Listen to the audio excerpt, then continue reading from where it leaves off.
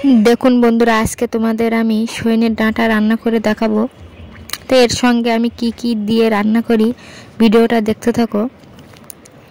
আর রান্নার পরে আমি তোমাদের মাঠের কিছু ভিডিও দেখাবো।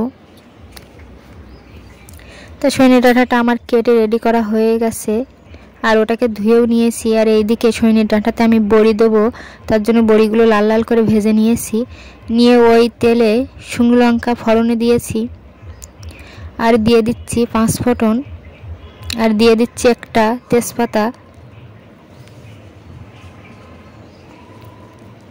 দিয়ে একটু লাল লাল করে ভেজে নিচ্ছি। দেখুন,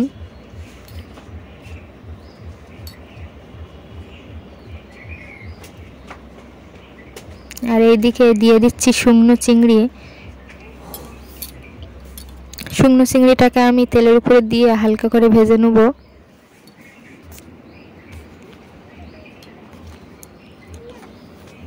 আর এইদিকে কেটে রাখা পেঁয়াজ লঙ্কা দিয়ে একটু হালকা করে ভেজে নিয়েছি। আর দিয়ে দিচ্ছি কেটে রাখা আলু, সজনের ডাঁটা দিয়ে সুন্দর করে আমি কষিয়ে নিয়ে দিয়ে দিয়েছি পরিমাণ মতো নুন, আর দিয়ে দিচ্ছি হলুদ।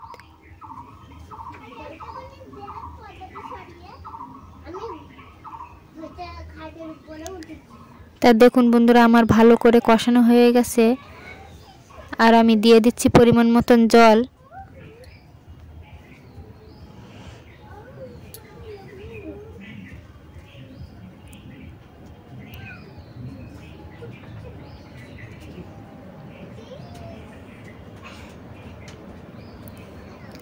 আর দেখুন বন্ধুরা, তরকারিটা আমার ফুটে গেছে, আর দিয়ে দিচ্ছি ভেজে রাখা বড়ি।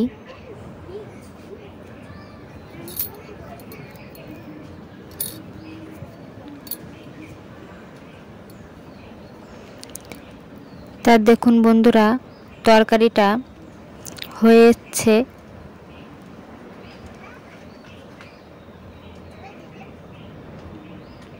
দেখুন বন্ধুরা, শাক ছড়ানোর সুন্দর একটা টেকনিক, এটা হচ্ছে কাটোয়ার শাক।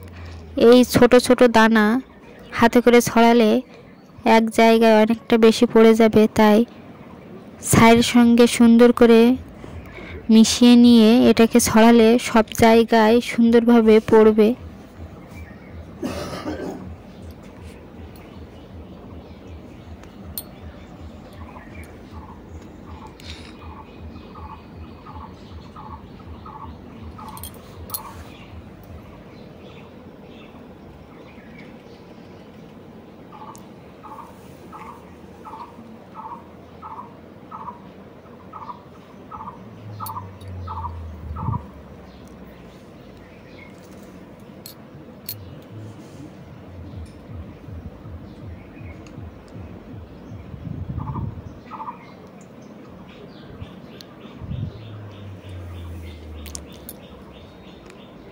তা দেখুন বন্ধুরা, ছাই দিয়ে কত সুন্দর শাকের দানা ছড়ানো হয়ে গেছে।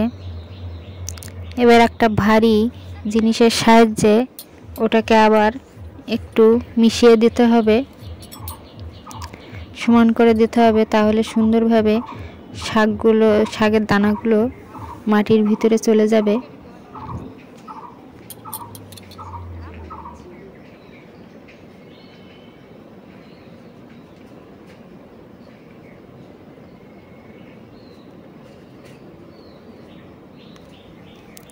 দেখুন বন্ধুরা, এই জায়গাটায় সুন্দর করে শাকের দানাগুলো ছড়ানো হয়ে গেছে।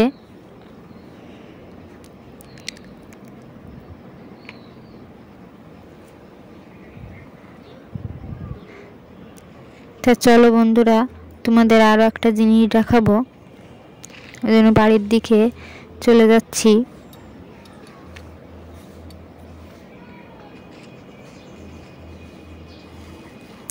তা দেখুন বন্ধুরা, তোমাদের দাদা পাইপটা রেডি করছে।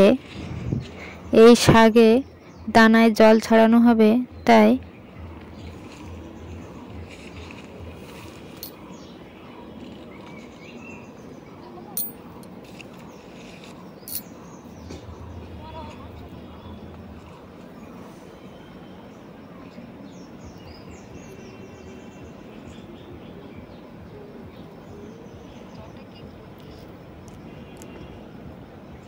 আর দেখুন বন্ধুরা, শাক গাছের সাইড দিয়ে পুঁই শাকের গাছ বসানো হচ্ছে।